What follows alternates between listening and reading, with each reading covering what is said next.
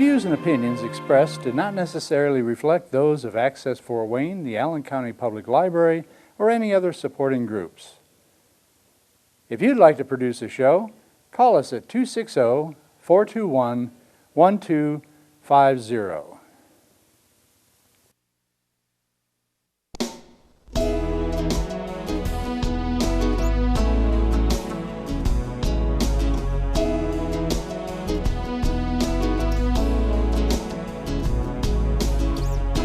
Let me be your lighthouse so I can show you the way.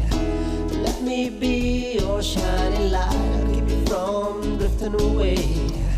I'm the one that makes you try when... Hello, my name is Patty Hunter. Welcome to my TV show, Patty's Page. Today's special guest is Cristobal Krusen, and he is a screenwriter, film director, author, and actor. Welcome to my TV show, Chris. Thank you, Patty. What is your full name so we can hear it? Cristobal Krusen. That's a good one. Chris, where were you born and raised? I was born in Tampa, Florida, and brought up there, raised there. Mm-hmm. And yeah, I like to say I never saw snow until the age of 15. Wow. When I went to a boarding school up north. And going to that boarding school influenced my future education because from the boarding school, went to college in New England. I went to Harvard. Then after that, I went to New York University. Well, I went to the University of Texas and then New York University, where I finally graduated with a degree in film. Yes. So what did you major in all those places, sir? Well, I started off as an English major Mm-hmm. at Harvard, but I became interested in filmmaking while I was a student at Harvard. Oh. Harvard had no film department. Mm-hmm. They had some introductory courses to filmmaking, which I took, and I got really interested in the cinema and filmmaking. And yet, because Harvard did not have a dedicated program in filmmaking, I transferred to the University of Texas at Austin, and then eventually went to NYU in New York. You have been traveling throughout before you settled down in other countries? Or? Well, yes, I have been to, at last count, 55 countries. Oh boy. Yeah, in my travels, a lot of those were work-related travels. Mm-hmm. But I've always enjoyed traveling and enjoyed learning about other cultures. And I love languages, so I enjoyed trying to speak in other languages as well. And my first really big trip, I went to Mexico as a 16-year-old, had my 16th birthday, in fact, in Mexico. That was my first trip outside the US. Mm. But when I turned 17 and 18, when I was out of high school, I went to Australia. And that was in between high school and college. I took a year off and I traveled all through Australia. And I stayed there 10 months altogether. And it was actually got a worker's visa that allowed me to take jobs legally around the country. And from there, I went to Japan, Europe. I spent about a month and a half in Europe, rode a bicycle around Europe. And this is when you were quite young, eh? Yes, I was 18 and I turned 19 in West Germany. It was West Germany at the time. And then came back to the States, where I went to Harvard and studied. My next really big trip was in 1980 when I went back to Australia a second time. for 5 months. And it was at that time that I began drawing closer to a relationship with Christ on that second trip, and began reading the Bible, which is a whole other story as to how that I happened. see. But I've also lived in Mexico. Altogether, I've lived in Mexico for about 4 years, and in Belize in Central America for 2 years. So, so you're pro-life? Pro-life? Yes, yes, I'm pro-life, yes. I see. Well, I see. Me too. Yeah. I was going to ask, where did you start to? Where are you now? You're still in Florida? No, I'm living in St. Paul, Minnesota right now. Oh, Minnesota. Yeah, Minnesota. And you are married with kids? Yes, yes. Well, I was married once before, and my wife Cheryl and I together have 6. I have 4 from my first marriage. She has 2 from hers. And so together it's a blended family of 6 children. Like the Brady's. I don't know. I think they had more, didn't they? I lost count. Uh, There's 6 of them they did. uh, I was going to ask, you have a son named Danielle? Daniel. Daniel. Mm. At what age was he when you realized he needed help in certain areas, like mental? Right. When he was around 16 or 17 years old. Oh, Yeah. but what symptoms did he have when you found he was starting to change? Yes, well, he had, I don't know if I would call them hallucinations, but delusions, delusional thinking. He imagined things were happening that were not happening. They were unreal. Like, I remember once he thought a newscaster on TV was speaking to him about something directly. And he also might have thought that a total stranger had a problem with him and wanted to fight with him, Oh, which caused sometimes problems, obviously, in public. I'm sorry. But he might have heard voices. I did Mhm. with my bipolar type too. Yeah. So inner dialogue with phantoms, I suppose. Yeah.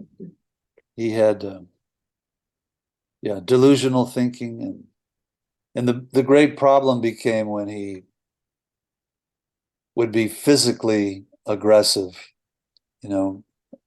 violent perhaps. It might just be one blow, one punch, but Wow. a strong young man, one punch could do a lot of damage. And then he would usually be almost immediately remorseful and apologetic, but the damage had been done. So as he got older, he became less and less manageable. Another thing he did several times when he was 17 years old, he would just walk out of school and try to hitchhike up to New York City. We were living in Virginia at the time. Or perhaps head south to Florida to be with to find his grandparents. Sometimes he would run down the highway, the interstate, with the dog. Oh, sure. Yeah, thinking he was gonna, go to New York, which was hundreds of miles away. Yeah. And I would get a call from the state trooper to come and get him. That happened about 5 or 6 times, and the state trooper said, "You have to do something." They didn't want to arrest him. They knew he wasn't well. Did you put him on meds? Eventually, yes. eventually he went to a juvenile facility when he was 17, and they kept trying to treat him with meds, and he was very Combative. unresponsive. He just did not respond in the way they would have hoped to the medications. And when he turned 18, he was involuntarily committed to the state mental hospital in Virginia. Was he in and out throughout his life? No, No. when he went into the state hospital at the age of 18, he stayed there 5.5 years without ever coming out. Mm. In all of that time, it was, and he was, so that was from his 18th birthday until he was 23 and a half years old. Mm. During that time, I became his legal guardian. And in becoming his legal guardian, I was able to insist, if not demand, that the state turn him over to me, because I decided we would go live in Mexico. In some ways, I was desperate to get him out of that place because they kept him in isolation. Oh, man. It was, yes, it was not much of a good. life. And he was not getting better. And I thought that perhaps if he were living at home, well, I was convinced that if he were to live at home, he would get better. Mhm. And when we went to live in Mexico, he did stay at a hospital initially for 3 or 4 months, but then came home, Mhm. lived at home for a year and did very well. And for a part of that time, he didn't take any medication at all, but he Oh. did very well. And then Yes. he had a major relapse Mhm. after about a year or so living at home. Comes in cycles. Really. Yeah, yeah, Something must have triggered it. yes, I don't know. I don't have the answers to what happened back then. Exactly what is schizophrenia, really? It's a chemical imbalance of the brain itself. Yeah. It's not the person's fault. It's what's minus or too much of. Mhm. Yes, that's right. So that And is not the person's fault that yeah, they are the way they are. yes, and sadly, there's a lot of misunderstanding, Prejudice. prejudice still in the world today, stigma, that people who have a mental illness, it's somehow their fault, and they've brought a curse upon themselves. Mhm. They're demon possessed. They I can blame God assure for you. this? Pardon me? Do they blame God for Oh having? yes. No, he gave his life to Christ Mhm. as a boy, and he was 8 or 9. He was no, he still does have a close relationship with the Lord. But the hospital stays, and as you pointed out, or I guess I pointed out, they've been very lengthy, have diminished him without question. But his faith is intact.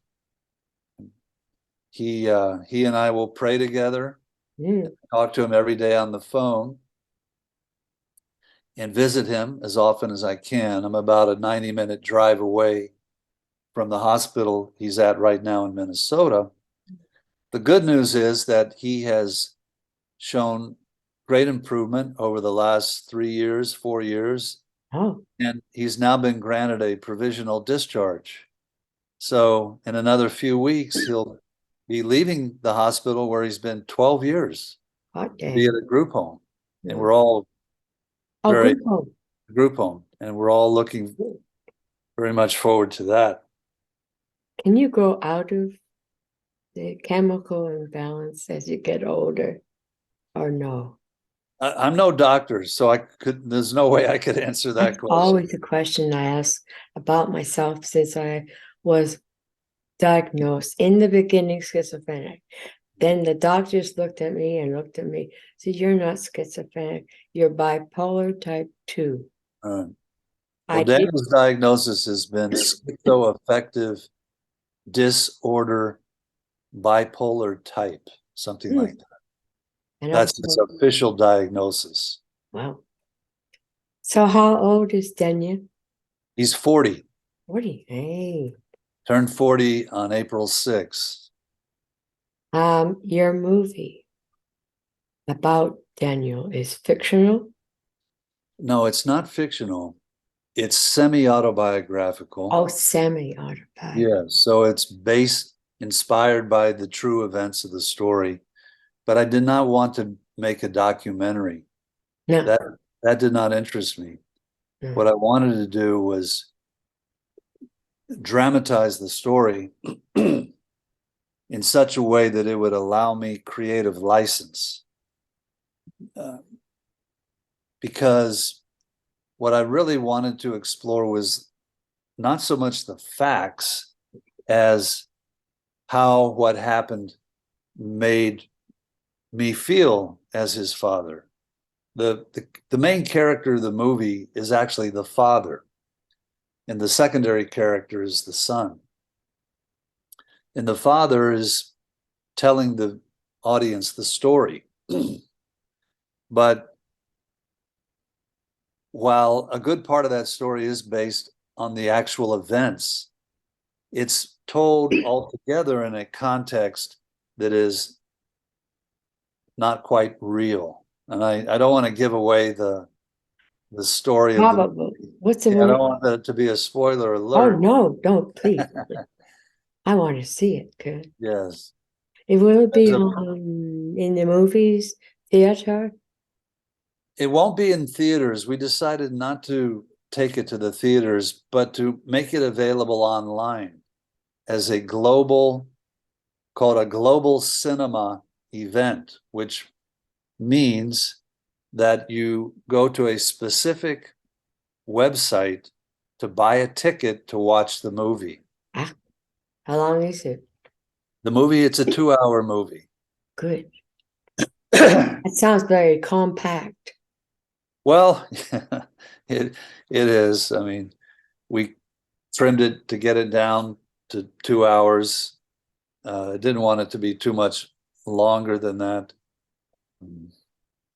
What's the name of The name of the movie is the same as the title of the book, Let Me Have My Son. Let Me Have My Son? Yes. And you can find out about the movie, how to watch the movie, where to get a ticket to watch the movie by going to letmehavemyson.com. Same with the book. You can find the book there too. So it's the title of the movie, the title of the book, .com. letmehavemyson.com. You go to that website, there are all kinds of resources there. The book came first. The book came first, yes. How long did it take to do the movie? The movie was done over a period of about 3.5 years. Yes, it just wasn't. You just jump into it. Yeah, it wasn't, No. A race that had no stops or pauses. It had plenty of stops and pauses along the way. Mm. One reason for the pauses were we needed to raise more money to continue making the film. Another pause is that it was occurring during the pandemic. COVID, yeah. Memory, yes. So yeah. There were a lot of reasons why it took as long as it did. But now it's finished. We have a trailer of yours that we're going to be showing in a bit. Can you lead into it for me? Sure. The best way I could lead into the trailer is to tell you how the film itself begins. The film, the 2-hour movie, starts with a wide shot of a man in the dead of winter walking along the ridge of a hill. And it's snowing. And he has a walking stick. He's kind of trudging through the snow at a distance. And you hear his voice, and he says, "Can I tell you the story of my son?" Well, more perhaps the story of his father. Huh? And then he says, you hear the voice saying, a good bit of what you're about to see is true as it happened. More than that, however, is true as to how it felt. And more than that is true, I suppose, of how it will be. And that's where the movie, well, that's the beginning of the movie. And you can, if you follow the language there, you see that the movie is largely about the father and how he reacts to this tragedy in his son's sickness. Yeah. And how he copes as best he can. But it's not intended to just be a recitation of the facts and the details in a documentary fashion. It's more intended to express the feelings, the impressions, I the hear you. ruminations. Pull out your thesaurus and throw in some words if you like. But it's the inner world. Like you mentioned when you were a teenager sitting there staring off in the distance. Wonder what that meant. I was always depressed. Well, what were you thinking? So we could just take a picture of you and say, here's a depressed person. She needs this medication. She has this illness. Give us the facts and all. But what I'm more interested in is, what are you thinking? How are you feeling? And if I had to put those feelings into words and pictures, how would I do that? What would I do? Yes. And so the movie is intended to portray those feelings, because I know that there are millions of people who are going through something similar to what I have been through and am going through. They have a loved one, may not be a son or a daughter. It could be their mother or Themselves? father, or it could be a good friend or a neighbor. And I'm trying to share my story so that others can take hope and feel some comfort, that they're not alone, and that they should not feel stigmatized, because other people have been through this, and you will find support if you don't give up. Keep looking, keep asking for help. There's no shame. Yeah, and the people who have schizophrenia, bipolar, they too will want to have help. So when they realize, do they realize? Yes, I realized I was ill. Yes. I think a good part of my son's recovery began when they allowed him to have a roommate a couple of years. Up till then, they had kept him in isolation. I think that was, not that they meant it that way. I don't think they did, but it was a form of cruelty almost, because in the hospital, he's not allowed to touch anybody. No one is allowed to touch him physically, right? Well, Yes, they have these rules, right? rules. And as human beings, we need that interaction.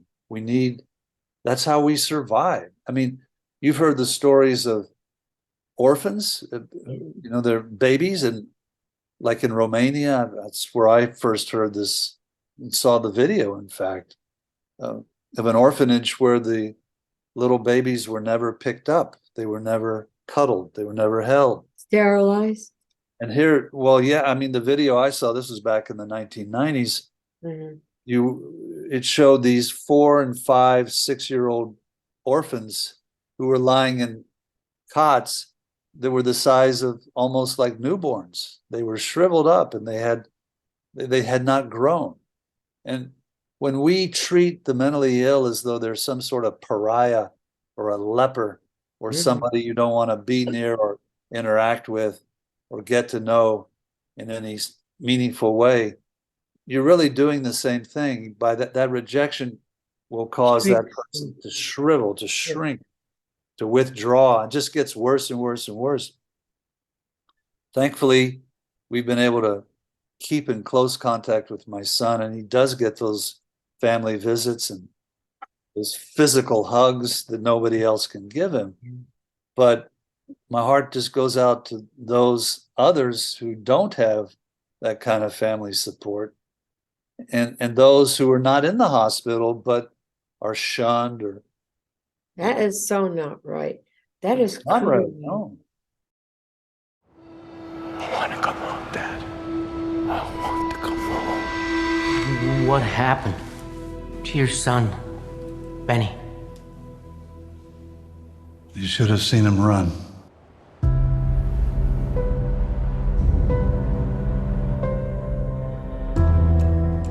Miss Christmas is here to help you. No, I don't need any help. You're getting stay-at-home care. Your daughter was showing me some of the family photos. You're a blessed man. I have good news to share with you. Benny is going home. Benny is being discharged today.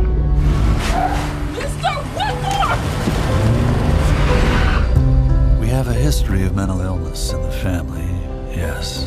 But I never thought it would touch him. No, not him. You know, I always knew this day would come. I always believed it would happen. And it's finally here. I mean, it's hard to take in. He's not here. Must have been sudden. What is that? Benny getting better like that. Sometimes the best cure is patience. I had a dream about him a few days ago. But dreams don't count, do they? I have to find my son. I don't know where he is. This is my son, Benny. Schizophrenia is an incurable disease, Mr. Whitmore. Let me have understanding. Let me have peace. Let me have strength. Let me have faith, hope, love.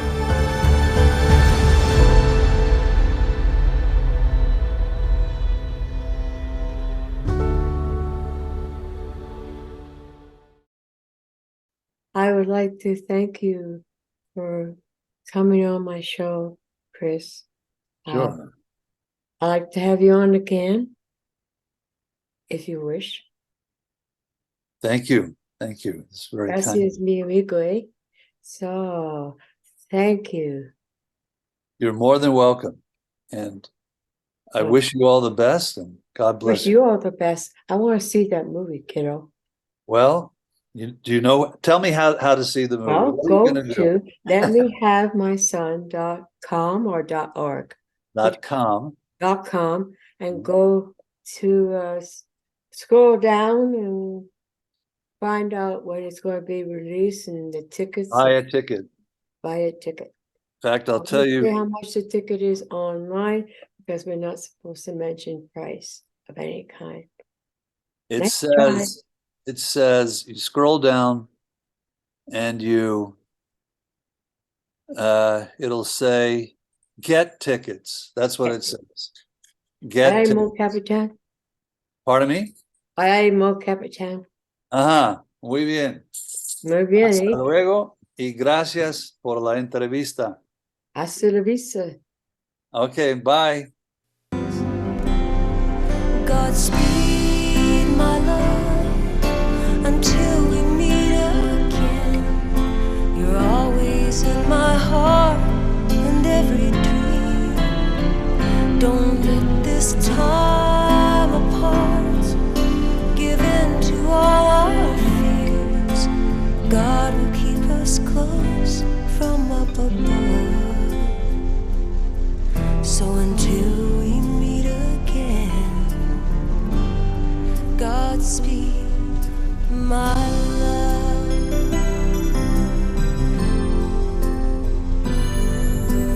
God is with us always and for the rest of all our lives.